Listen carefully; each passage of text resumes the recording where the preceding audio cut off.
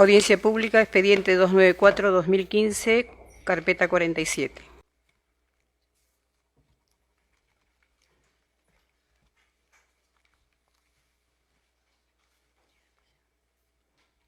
Pasamos a la acreditación de las partes. Señor Fiscal Superior.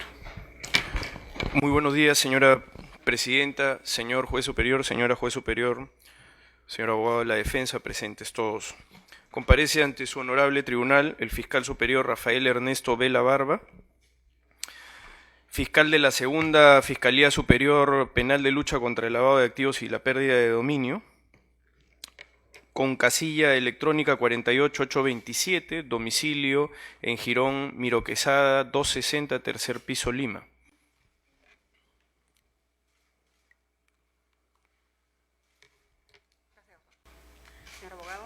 Señora presidenta, señores jueces superiores, muy buenos días. César Augusto Nakazaki Servigón, abogado de los imputados Ollanta Humala Tazo y Nadine Heredia Alarcón. Registro del Colegio de Abogados 1067, dirección electrónica 48011.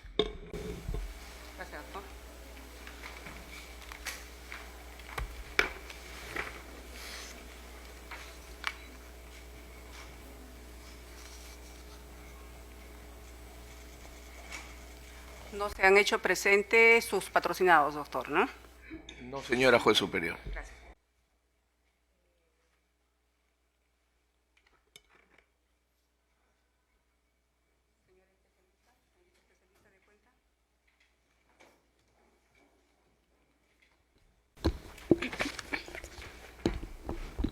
Señorita Presidenta, doy cuenta está en el expediente 249-2015, cuaderno 47, con fecha 29 de mayo del presente año, el señor Rafael Ernesto Vela Barba, fiscal superior de la Segunda Fiscalía Superior Nacional en delitos de lavado de activos y pérdida de dominio, formula recusación contra los magistrados Sonia Bienvenida Torre Muñoz y Rómulo Juan Carcauso Caya, solicitando se partan del conocimiento de la presente causa incidental.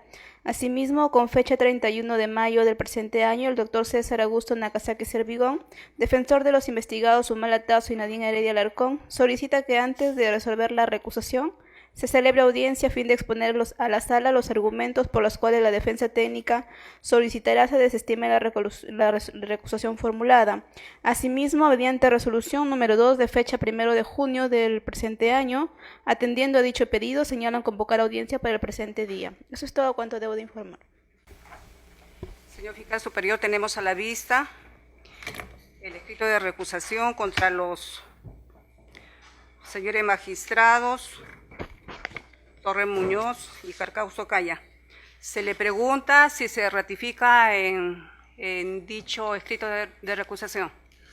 Sí, el Ministerio Público se ratifica, señora juez superior, en todos los argumentos expuestos en el escrito de recusación correspondiente.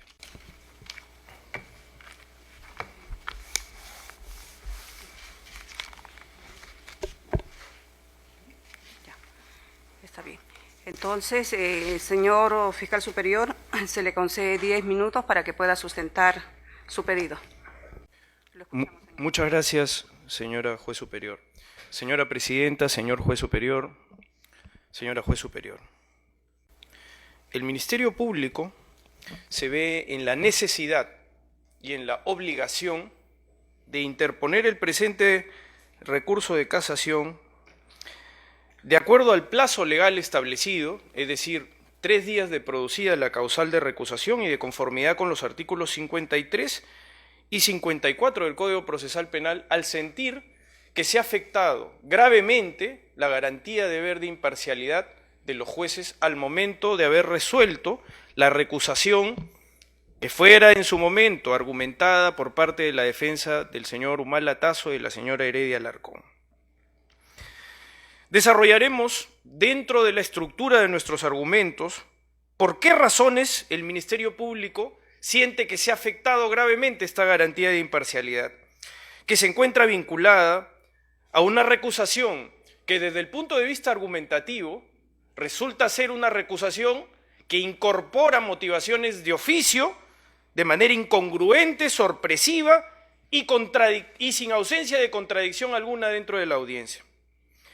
Es el caso, señora juez superior, señora presidenta, señor juez superior, que efectivamente, durante la audiencia correspondiente en la que se discutieron los argumentos de la recusación de la Sala Superior correspondiente, se expresaron una serie de argumentaciones dentro de la dinámica en la que efectivamente incluso usted fue testigo, porque usted presidió ese honorable colegiado. Dentro de todas esas discusiones y argumentaciones se expusieron una serie de razones que luego determinaron una resolución final. Es en esa resolución final en donde de manera sorpresiva, incongruente, de manera incluso, diríamos hasta arbitraria, se incorporaron dentro de la motivación de las resoluciones judiciales de esta en específico, se incorporaron argumentos que estaban incluso fuera del pedido de recusación. El pedido de recusación de la defensa del señor Humala y de la señora Heredia era bastante claro y específico. Se discutía si es que en la literalidad o en la interpretación extensiva y auténtica de esa resolución se debería excluir a los jueces que habían intervenido absolviendo el grado de reexamen de un recurso impugnatorio de apelación. El Ministerio Público defendió, como es de público conocimiento, la postura de que dentro de la sentencia del Tribunal Constitucional no habría una letra respecto a una violación del principio de garantía de imparcialidad, sino se refería exclusivamente a la motivación de las resoluciones judiciales. Y por tanto, al no haber sido expresamente apartado ningún magistrado, significaba de que dentro de la interpretación de ese fallo y de la causal argumentada, se estaba tomando una decisión que de cualquier modo determinaba la exclusión en ese momento discutida de los señores jueces superiores. Está de más decir que en nuestro derecho de crítica a las resoluciones judiciales hemos formulado una serie de críticas a la sentencia en mayoría del Tribunal Constitucional, pero no viene al caso discutirlas en esta instancia. De la misma manera, cualquier juez tiene el derecho de poder criticar una resolución judicial, lo que no quiere decir que la vaya a dejar de cumplir o la inobserve de acuerdo a sus propios parámetros cuando se trata de una sentencia del máximo y supremo intérprete de la constitucionalidad de las leyes. En ese sentido, dentro de la estructura de la recusación, se planteó sobre la base en principio de una razón que podría ser hasta improcedente y también se discutió en la audiencia. Los ejes de la audiencia fueron dos específicos. Uno relacionado con la improcedencia e inadmisibilidad del recurso por su extemporaneidad, porque, por supuesto, lo que buscaba era incorporar un debate sobre una resolución de julio del 2017, eso desde el punto de vista del Ministerio Público y también de los descargos que habían sido formulados en su oportunidad por los magistrados recusados, por un lado. Y por otro lado, el eje temático respecto a si la sentencia del Tribunal Constitucional determinaba o no la exclusión a partir de haberse violado el deber garantía de imparcialidad o si a partir de otros argumentos que se discutieron plenamente en la audiencia, incluso la naturaleza del habeas corpus, si era reparador y si podría eventualmente ser ello. No venimos a incidir en esos argumentos, señora presidenta, señora juez superior, señor juez superior. Lo que venimos es a establecer solamente una secuencia de lo que sucedió. Ningún otro argumento se discutió más allá de esos dos. Finalmente, cuando fuimos notificados de la resolución de fecha 21 de mayo del 2018, nos encontramos más bien que dentro de la redacción de la resolución, claramente se incluía como un argumento de la decisión, de la construcción de ese silogismo, el descargo de los propios magistrados. Es decir, en otras palabras, algo que estuvo completamente excluido y fuera del debate del contradictorio de la audiencia. Y claro, no podía ser de otra manera, porque efectivamente nadie introdujo ese elemento porque resultaría evidente que se estaba añadiendo una causal no invocada por las partes. Y la recusación, señores jueces superiores, es en cualquier sentido claramente un instrumento que busca apartar a un juez que no le da garantía de imparcialidad, pero sobre la base de una causal predeterminada invocada por las partes, no puede ser invocada de oficio. No puede ser algo que surja del propio órgano jurisdiccional. Termina sucediendo ello. Porque dentro de la decisión, lo que nos dice tanto el señor Carcausto como la señora Torre, en su voto claramente, es lo siguiente. En el numeral 4.5 dice: el temor de parcialidad, considera este colegiado, se configura a partir de la evaluación de los siguientes documentos. El primero, que sí se discutió, que es la sentencia del Tribunal Constitucional, y en el punto segundo dice claramente: la absolución del traslado de la recusación realizada por la Segunda Sala Penal Nacional de Apelaciones.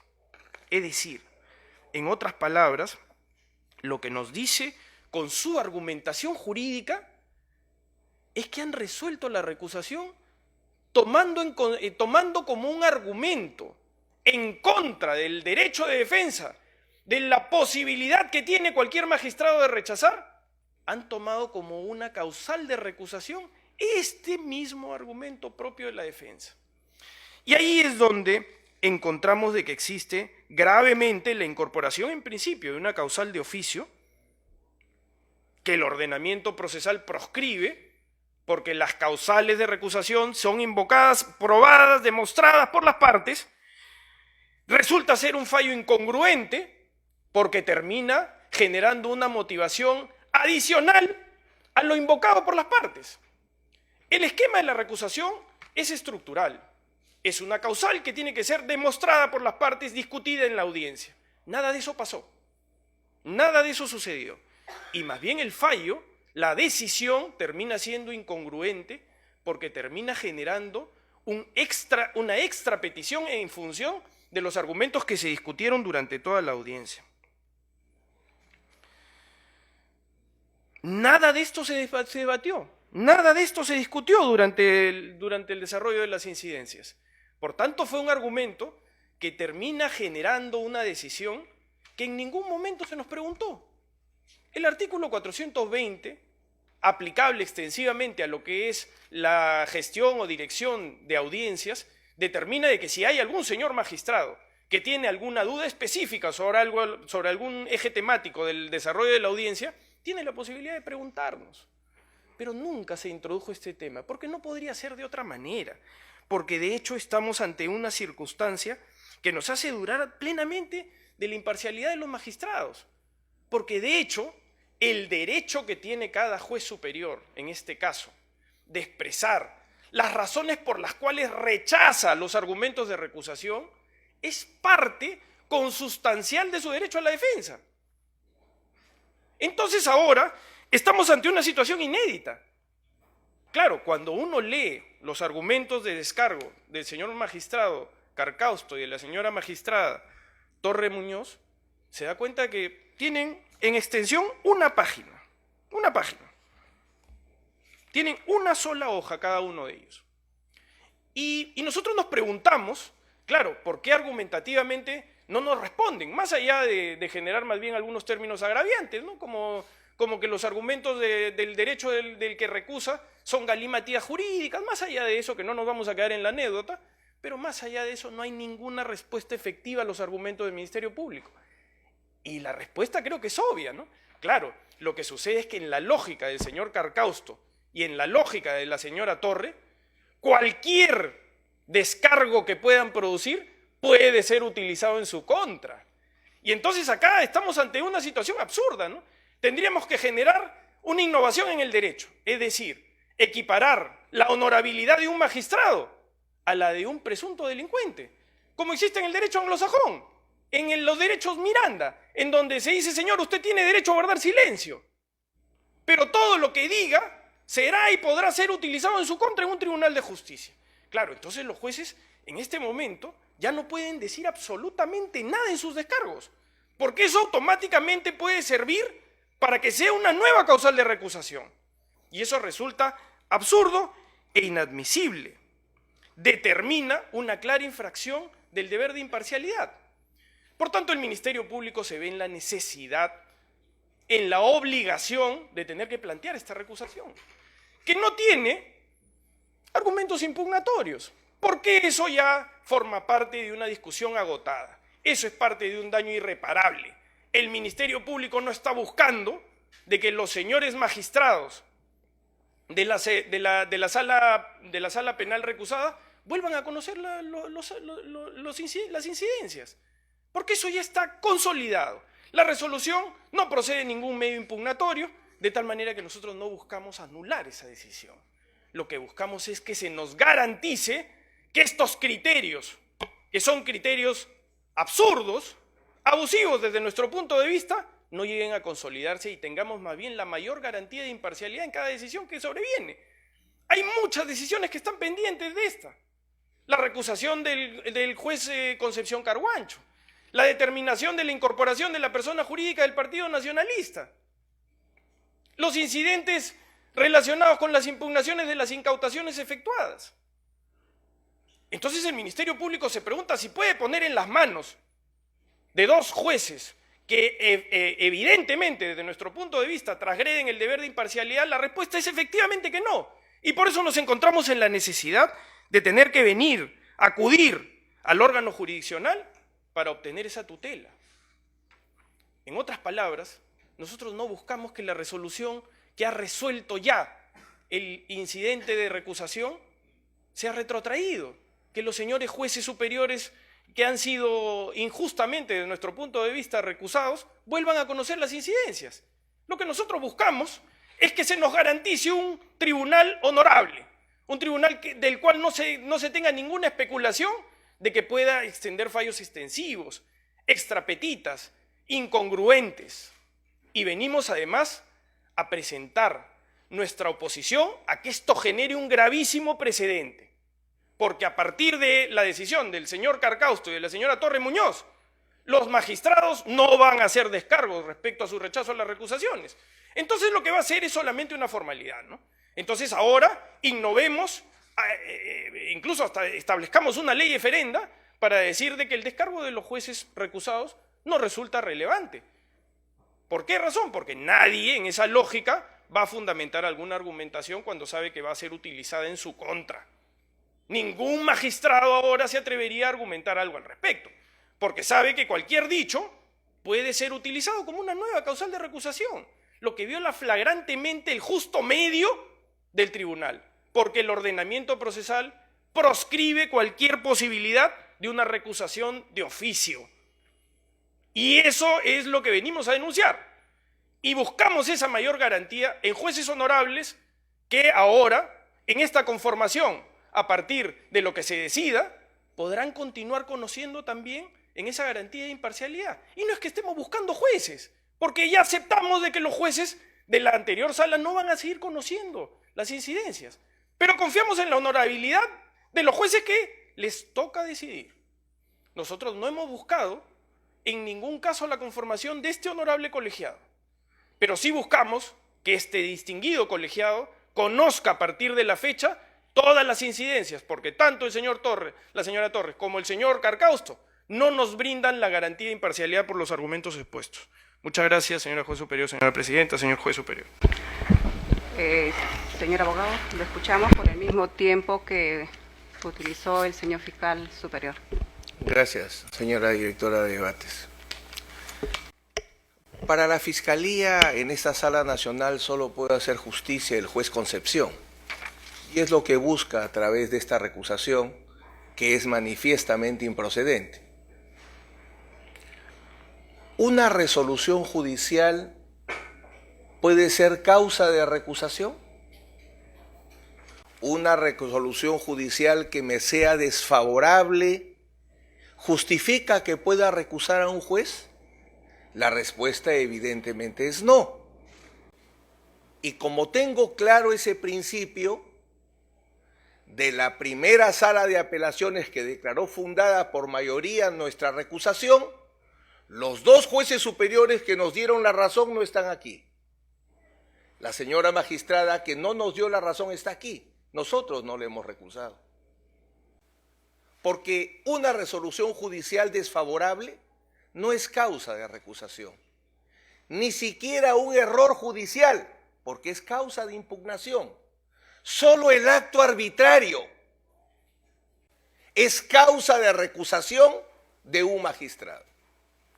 Entonces lo que la Fiscalía tendría que demostrar es que el auto que declaró fundada en mayoría la recusación contra la segunda sala penal es un acto arbitrario.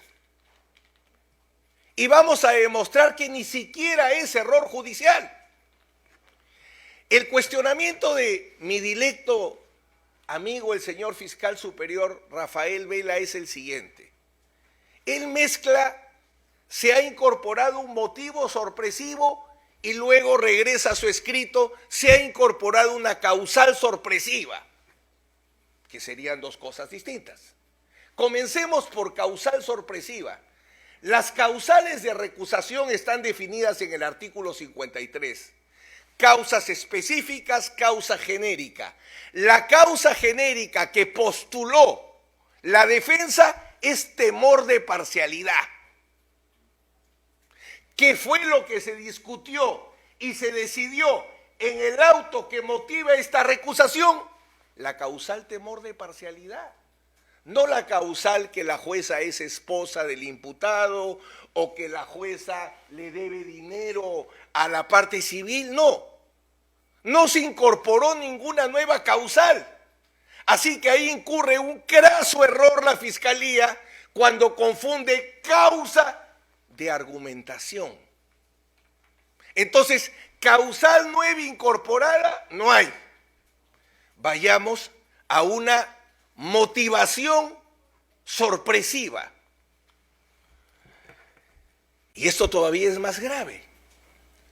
Cuando se interpone una recusación, ¿qué hace una sala? Corre traslado. Pregunto, ¿para qué corre traslado a los jueces recusados? Para que respondan.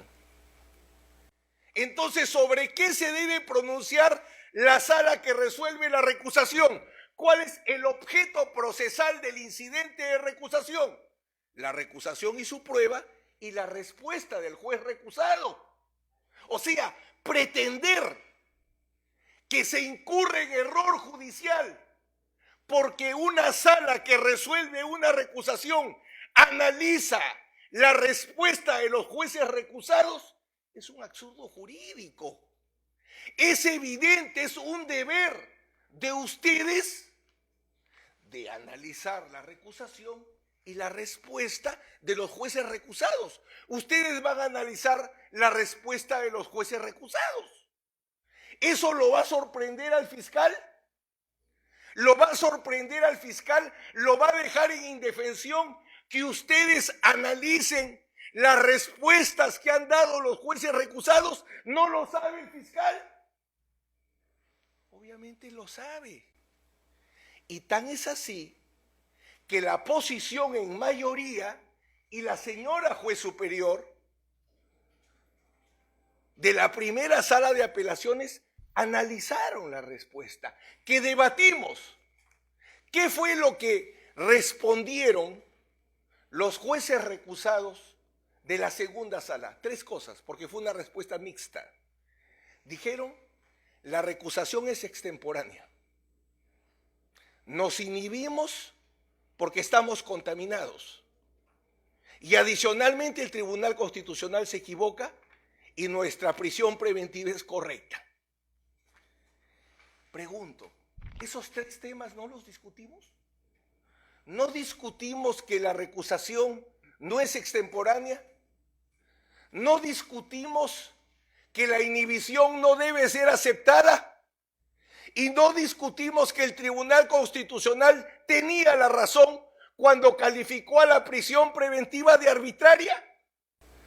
Discutimos todos los aspectos de la respuesta.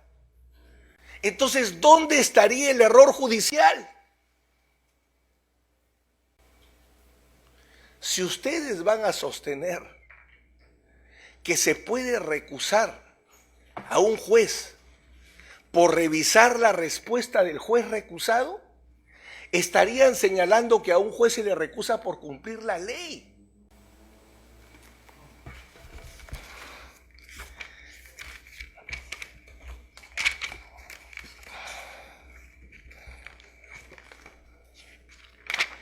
En la respuesta, en el auto de recusación, que es declarado fundado por mayoría,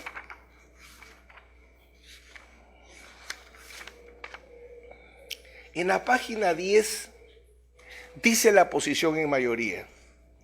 Para esta instancia, la sentencia del Tribunal Constitucional sí constituye un elemento válido para sustentar el temor de parcialidad y explica por qué se trata de una prisión preventiva arbitraria, conforme establece el Tribunal Constitucional. Ahora bien, en relación al documento presentado por los integrantes de la Sala Penal de Apelaciones Nacional, en que sustenta la absolución de desgrado, se esgrime lo siguiente y dice, página 12, en consecuencia tal acontecimiento contribuye al temor de parcialidad, en tanto reafirman su posición y fundamentos consignados en la resolución anulada. O sea, la sala en mayoría dice, es un acto arbitrario porque el Tribunal Constitucional dice que es una prisión preventiva arbitraria. Y la respuesta de los jueces recusados nos reafirma en nuestra conclusión porque ellos siguen insistiendo en que no han cometido una detención arbitraria. La señora juez superior también analiza, página 5, la respuesta y dice, respecto a que no se debe aceptar la inhibición, por ende la inhibitoria surgida a consecuencia de esta incidencia no puede ser considerada como tal, sino como un simple informe explicativo. Yo podría recusarla porque se ha pronunciado sobre lo que respondieron los jueces recusados, no. El problema es que el derecho no es lo que nos necesitamos, no es lo que interesa, no es lo que nos conviene. El derecho es lo que es. Una resolución judicial en contrario es causa de recusación, no, porque mi derecho a tutela jurisdiccional efectiva me da el derecho a que ustedes resuelvan a una resolución de fondo, no a que me den la razón. Yo no tengo derecho a que me den la razón. Con la señora presidenta de esta sala, ¿en cuántos juicios hemos intervenido? En algunos me habrá dado la razón y en muchos no. ¿Cuándo he recusado? Jamás. Jamás. Yo sé que mi derecho es a que ustedes resuelvan, no a que me den la razón. Sé claramente que sostener que una resolución desfavorable sea causa de recusación sería una bomba en el sistema, destruiría el debido proceso. Sé que un error judicial, si se hubiese cometido, que obviamente no se ha cometido, un juez tiene que valorar la respuesta del juez recusado. Pero si hubiese un error judicial, sería un motivo de impugnación.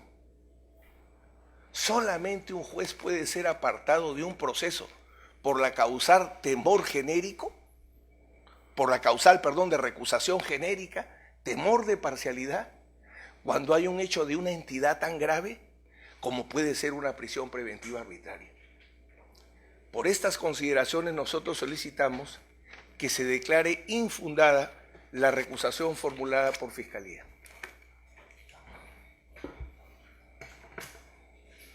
¿Se quiere tiempo para la réplica, señor fiscal superior? Sí, señora juez superior. Hasta 3 minutos. Muy bien, brevemente. Nunca se ha buscado la impugnación de la resolución, por tanto, aquí no estamos viniendo a que se anule, se revoque o se corrija una resolución. Lo que venimos es a denunciar que claramente, dentro de la estructura de la construcción de la decisión, los señores jueces superiores, Carcaus Tocaya y Torre Muñoz, en el punto 4.9, como bien efectivamente lo ha dicho el señor abogado de la defensa, en el literal B, dice, formula observaciones a la sentencia del Tribunal Constitucional invocada por la defensa. Es decir, que ahora no se puede criticar una decisión judicial. Es decir, una decisión del máximo y supremo intérprete de constitucionalidad de la ley tampoco puede ser objeto de crítica. Entonces, ¿dónde quedan incluso los votos singulares de los magistrados que votaron en contra?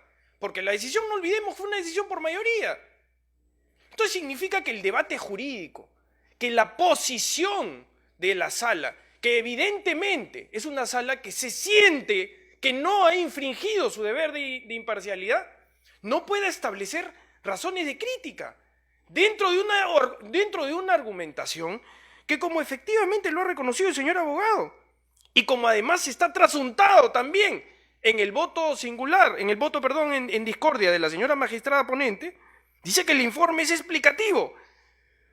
Pero no es una causal nueva de recusación. Eso es lo que venimos a discutir. Venimos a discutir si el señor Carcaus Tocaya y la señora Torre Muñoz no han añadido de oficio una causal no invocada por las partes. Porque la recusación de oficio no existe. Y porque además debemos tener en claro que en la argumentación, claramente en el punto 4.11 y 4.12, dice claramente que el descargo le permite inferir razonablemente que las futuras decisiones en relación a los investigados pueden orientarse en la misma línea argumentativa expuesta, cuando cada incidente es diferente. Cuando además dice que si mantiene su punto de vista, es decir, lo que sucede en otras palabras es que los jueces, a partir de la intervención del Tribunal Constitucional, pierden cualquier posibilidad de seguir resolviendo incidencias diferentes. Más aún tratándose incluso de una resolución, de una sentencia del Tribunal Constitucional que ni siquiera es un precedente vinculante, sino fue un precedente por mayoría. Cada vez que el Tribunal Constitucional ha resuelto, siempre ha generado la posibilidad de una crítica. Polémica siempre va a haber en la decisión, pero eso no quiere decir que el punto de vista del Tribunal Constitucional conspire contra la honorabilidad, contra los deberes que tiene cada magistrado en el conocimiento de su trabajo. Ha sucedido antes, suscrito además por un autor que frecuentemente cita el señor abogado de la defensa. En el caso Chacón Málaga, conocido caso en la jurisprudencia nacional, en donde críticamente se excluyó al señor Chacón Málaga. Pero no se excluyó al colegiado que seguía conociendo esa investigación. De la misma manera sucedió con el señor Salazar Monroe. El Tribunal Constitucional declaró fundados los habeas corpus, pero nunca excluyó al juez. Porque si lo habría tenido que hacer, tendría que haber denunciado que esa motivación implica una inconducta funcional. En esas oportunidades incluso se generaron hasta denuncias correspondientes. Entonces lo que nosotros venimos a discutir no es solamente la argumentación, sino el derecho de los jueces a poder expresar libremente, dentro de los traslados correspondientes, por qué razones una recusación consideran que es injusta y debe ser rechazada. Aquí no sucedió eso. Aquí lo que sucedió es que de oficio la ponencia de esa resolución determinó una causal nueva que surge de los descargos de los propios jueces. Entonces nosotros no podemos admitir de ninguna forma de que ese sea un precedente que pueda establecerse, porque viola gravemente el deber de imparcialidad, porque la imparcialidad tiene que ver con lo que se pide, con la congruencia. Yo pido una causal, la apruebo, la controlo incluso con el plazo de los 3 días, y solo a partir de ello quiere decir que la decisión puede determinar lo que tiene que ser objeto de prueba, lo que tiene que ser objeto de prueba por la parte, porque la recusación es de parte, no de oficio de los jueces. Entonces, finalmente, señora juez superior, señora jueces superiores, señor juez superior, lo que el Ministerio Público lo que viene es a decir de que en este caso en particular, el dar más de lo que se pide incluso, conspira gravemente y nos desarrolla, nos instala de que esta decisión no solamente ha sido una decisión argumentativa en base a la causal que invocaron en la sentencia del Tribunal Constitucional, sino que además quiebra lo que es la garantía de contradicción en una audiencia. Porque si a nosotros nos habrían propuesto el tema de discutir si los argumentos de un informe de rechazo de una recusación pueden ser utilizados en contra del propio magistrado, entonces llegaríamos al absurdo jurídico de que los magistrados tendrían que guardar silencio. ¿Por qué? Porque si no guardan silencio, cualquiera de esas argumentaciones puede ser utilizado en su contra. No decimos que no se tiene que discutir los argumentos que se expresan, pero eso no puede ser, no puede construir una base argumentativa para que se determine la imparcialidad como creo que indiscutiblemente se puede leer de la literalidad de la decisión.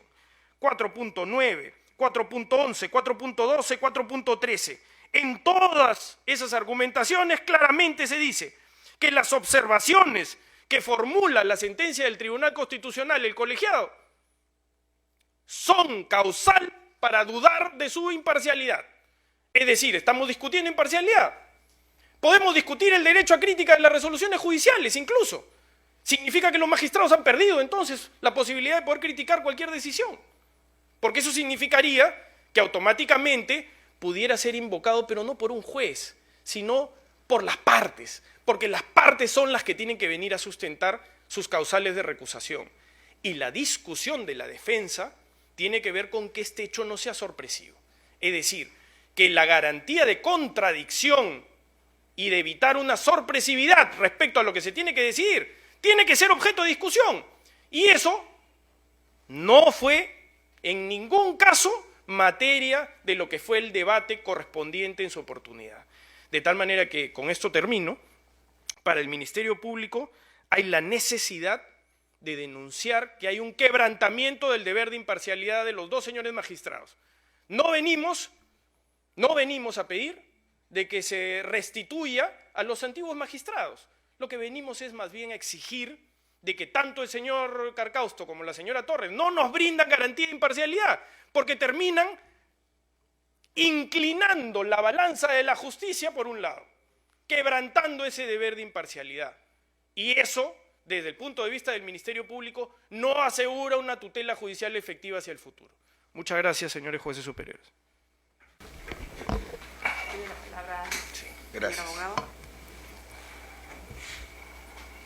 Para que no haya ninguna sorpresa, es indispensable que conozcamos la ley. La ley establece cuál es el objeto de un incidente de recusación. Ustedes van a pronunciarse sobre la recusación y sus pruebas,